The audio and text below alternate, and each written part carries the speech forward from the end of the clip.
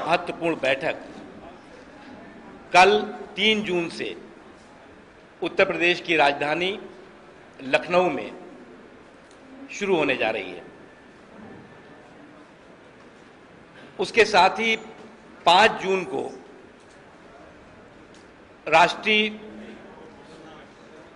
प्रभारियों, प्रदेश के अध्यक्षों और संगठन मंत्रियों की भी बैठक लखनऊ में ही होगी। 2 दिनों की राष्ट्रीय कार्य समिति की बैठक 7 सत्रों में होगी, 7 सेशंस, और उसमें विभिन्न राजनैतिक, आर्थिक, आंतरिक सुरक्षा, राष्ट्रीय सुरक्षा,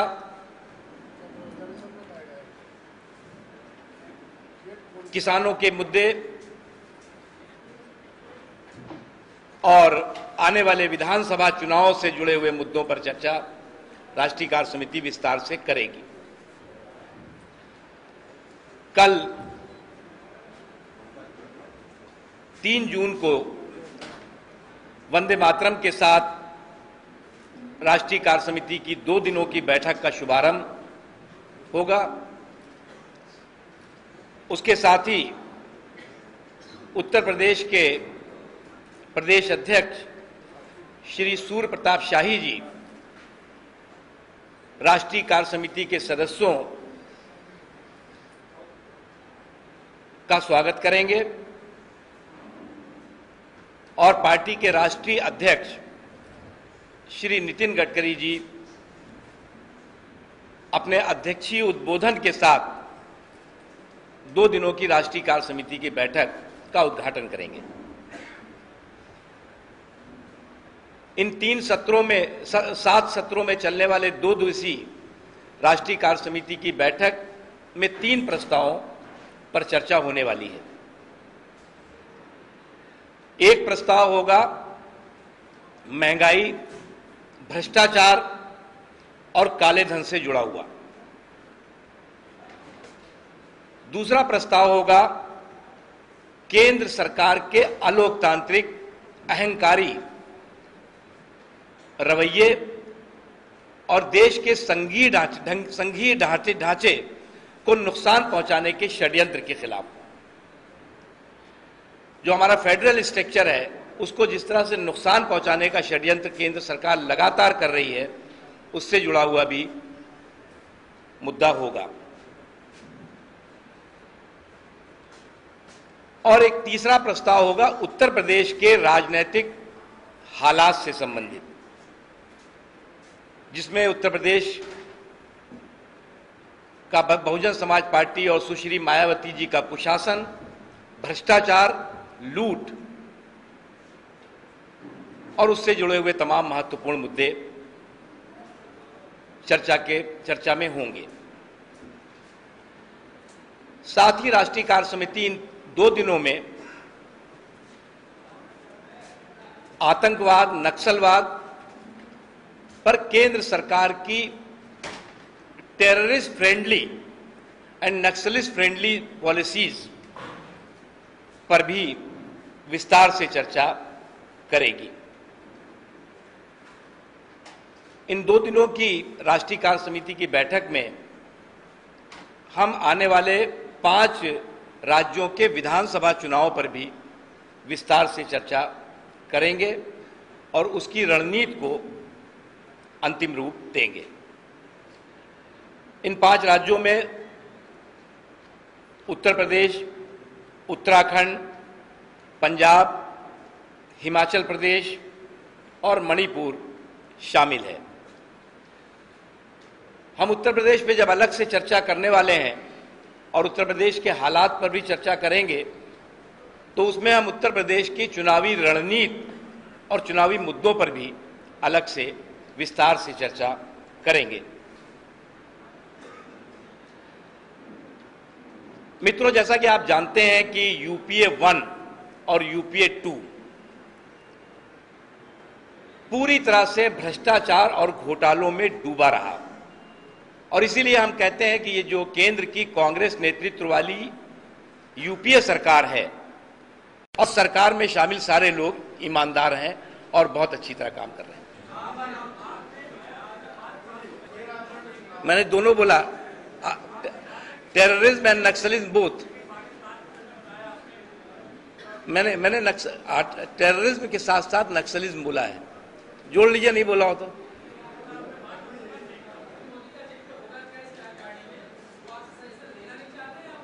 नहीं, अभी गुजरात का चुनाव बाद में है, ये राज्यों का मैंने 12 की बात बताई है। तो नहीं, हिमाचल का और उसका गुजरात भी साथ में आया होगा। चर्चा जिन जिन राज्यों की है उन राज्यों पे चर्चा होगी, क्योंकि चुनाव की चर्चा, चुनाव की रणनीति की चर्चा हमेशा होती रही है और हमेशा होगी।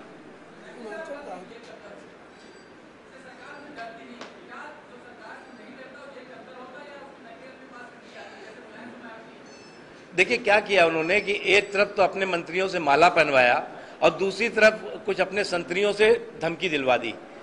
तो ये अपने आप में इनकी मानसिकता और कांग्रेस पार्टी के नेतृत्व में चल रही केंद्र सरकार की करप्शन के प्रति सोच प्रकट करती है।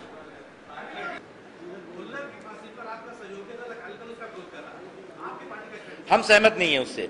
देखिए, जो भी आतंकवाद है वो आतंकवाद है।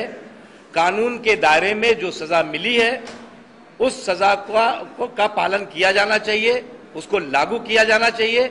हम किसी भी तरह से न अफजल को छूट देने के पक्ष में है न किसी और को। लेकिन ये दुर्भाग्य की बात है कि कांग्रेस पार्टी ने जिस चीज को शुरू किया अपने राजनीतिक लाभ के लिए, आतंकवाद को भी जो है बैसाखी बना करके सत्ता की सीढ़ियां चढ़ने की कोशिश की। अगर कुछ लोग उसका और रास्ता अपना रहे हैं तो हम समर्थक न उस सरकार के हैं न किसी और के।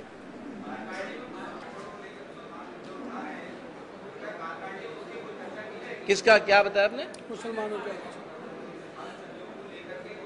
देखिए, आर्थिक रूप से कमजोर सभी तबकों को प्रगति की मुख्य धारा में शामिल करने की कोशिश होनी चाहिए। हम उसके पक्ष में हैं। आज अगर उत्तर प्रदेश का देखें तो हर दूसरा आदमी प्रगति की मुख्य धारा से दूर है और इस पिछले 4.5 सालों में तो कोसों दूर हो गया है। जहां तक सवाल है धर्म के आधार पर आरक्षण का, हम उसके खिलाफ है। धर्म के आधार पर आरक्षण के हम पक्ष में नहीं। भारतीय जितने मुद्दे हम चर्चा करने वाले हैं उन मुद्दों को हमने 1, 2, 3, 4, 5, 6, 7, 8, 9, 10 सब बता दिया। कितने सत्र में चर्चा करने वाले हैं हमने 1 से लेकर 7 तक सत्र बता दिए। उसमें अब और क्या है? अगर कोई इससे अलग हट के चर्चा होगी तो आपको जानकारी दी जाएगी। 300 से ज्यादा सदस्य भाग लेने वाले हैं। इसमें पार्टी के राष्ट्रीय अध्यक्ष श्री नितिन गडकरी जी, पार्टी के वरिष्ठ नेता श्री लाल कृष्ण आडवाणी जी, लोकसभा में विपक्ष की नेता सुषमा स्वराज जी, राज्यसभा में विपक्ष के नेता श्री अरुण जेटली जी, पार्टी के पूर्व राष्ट्रीय अध्यक्ष डॉक्टर मुरली मनोहर जोशी जी, पार्टी के पूर्व राष्ट्रीय अध्यक्ष श्री एम वेंकैया नायडू जी सहित 7 राज्यों के मुख्यमंत्री, एक बिहार राज्य के उप मुख्यमंत्री, 3 पूर्व राज्यपाल, 8 फॉर्मर चीफ मिनिस्टर्स, 14 विधानमंडल दलों के या विरोधी दलों के नेता,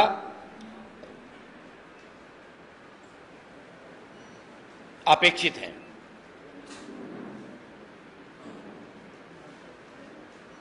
उसके अतिरिक्त जो हमारे इस बैठक में क्षेत्रीय संगठन मंत्री हैं 2 वो शामिल होंगे, संगठन मंत्री 23 हैं वो शामिल होंगे और 36 स्टेट प्रेसिडेंट्स भी हमारी इस बैठक में शामिल होंगे। उसके अतिरिक्त जो बैठक में प्रस्ताव होंगे, जो चर्चाएं होंगी, उन चर्चाओं की जानकारी आपको हर दिन प्रेस ब्रीफिंग के माध्यम से दी जाएगी। हमारे पार्टी के प्रमुख लोग आपके बीच में समय समय पर आएंगे और सभी जो भी हमारी राष्ट्रीय कार्य समिति की बैठक के मुद्दे होंगे उसकी जानकारी आपको मिलेगी।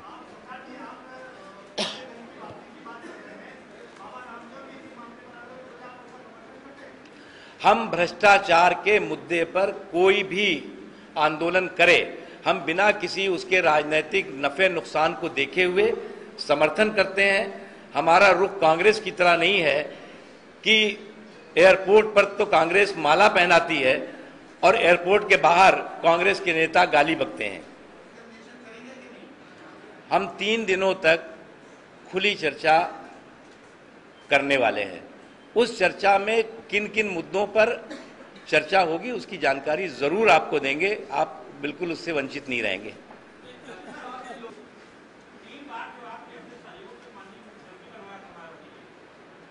तीन बार के बाद तो तलाक मान लेंगे ना आप। हो गया, अब वो गलती नहीं होगी।